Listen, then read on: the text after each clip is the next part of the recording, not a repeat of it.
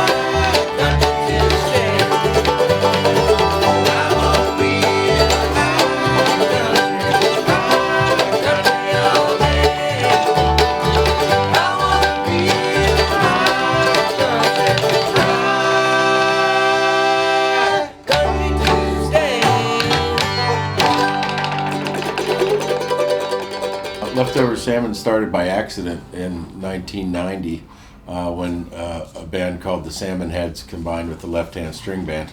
My band, the Salmon Heads, and Drew's Left Hand String Band. And we called it Leftover Salmon thinking it was going to be one night of a show. And 33 years later we have this stupid name to live with. And it's evolved a lot over the years. we currently do not have an accordion player in the band, but we did for quite a few years, and it evolves constantly in the 33 years we've been doing it.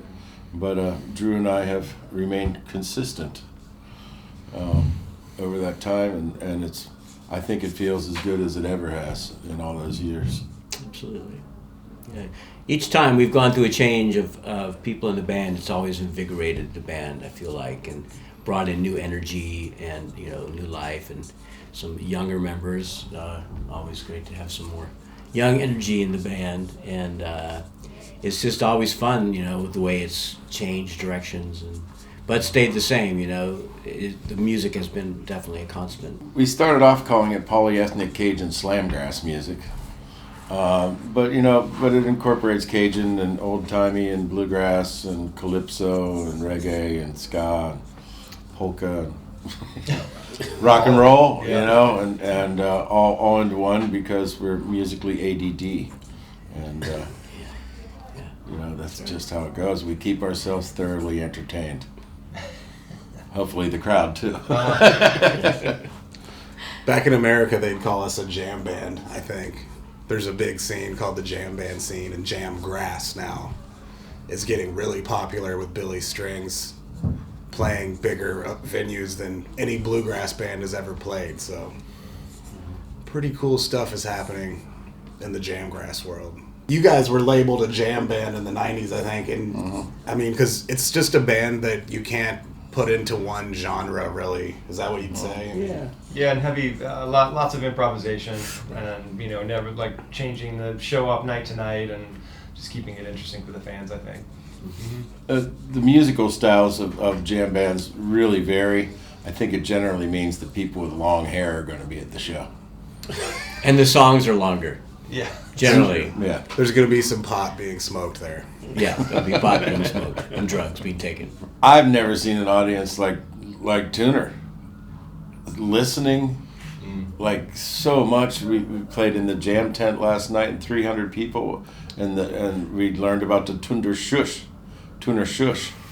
like shh, and that doesn't happen in the States. It's a very, very seriously listening crowd, and that's fun for us.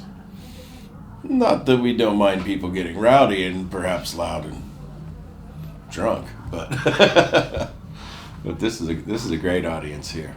I just got to say, it's wonderful to be here. We've been playing festivals for 30 plus years around the United States and Canada and Mexico, and it's so great to be somewhere completely different for us, and playing in front of people that largely have never heard us or heard of us. And to me, it's really refreshing and exciting, because we've played for a lot of crowds that have heard us a lot, and you always feel like, oh, these people have heard all these songs before, and they've seen us, and all these people, which is great. But to actually come to a place where nobody's heard us is just really awesome. Really excited about that. I've never seen a festival that's so built out. It takes a month and a half to build out the festival, and God, there's a little Irish pub with sessions upstairs and downstairs. There's just so much music, and it's of such a high quality. I haven't heard anything that just didn't rip my head off. I mean, it's a fantastic place to be. Yay, Tønder.